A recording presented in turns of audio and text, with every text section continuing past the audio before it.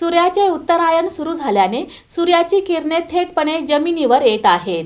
त्यामुळे शहराच्या वातावरणात बदल होत असून दिवसा उन्हाचे चटके बसत आहेत, तर मध्यरात्रीनंतर थंडी वाजत आहे। शहरातील कमाल तापमान शनिवारी 33.6 अंश तर किमान तापमान 17.6 अंश नोंदवले गेले। कमाल व किमान तापमानातील फरक तब्बल 16 अंश सेल्सिअसचा आहे।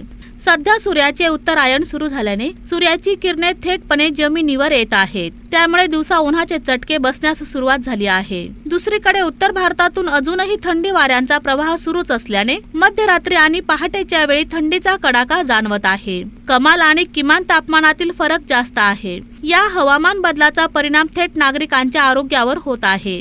त्यामुळे सर्दी, ताप, खोकला यासारख्या रुग्णांची संख्या वाढत असल्याचे दिसून येत आहे। उत्तर भारतातील जम्मू काश्मीर, उत्तराखंड, हिमाचल प्रदेशात सध्या बर्फवृष्टी होत आहे। उत्तर भारतातून महाराष्ट्राकडे थंड वारे वाहत आहेत। परिणामी सोलापूर व शहर परिसरात रात्रीच्या व पहाटेच्या सुमारास गारठा जाणवत आहे, परंतु दुपारी सूर्याची किरणे सरळ पडत आहेत। शिवाय शहर व परिसरातील वातावरण निरभ्र असल्यामुळे दिवसा उन्हाचा कडाका जाणवत आहे। हवेत कोरडेपणा असून आर्द्रता कमी जाणवत आहे। ताशी 7 ते 10 किलोमीटर वेगाने हलके वारे वाहत आहेत। त्यामुळेच वातावरणात मोठा बदल झाला। पुढील काही दिवस असेच वातावरण असेल, असे हवामान विभागाने सांगितले आहे।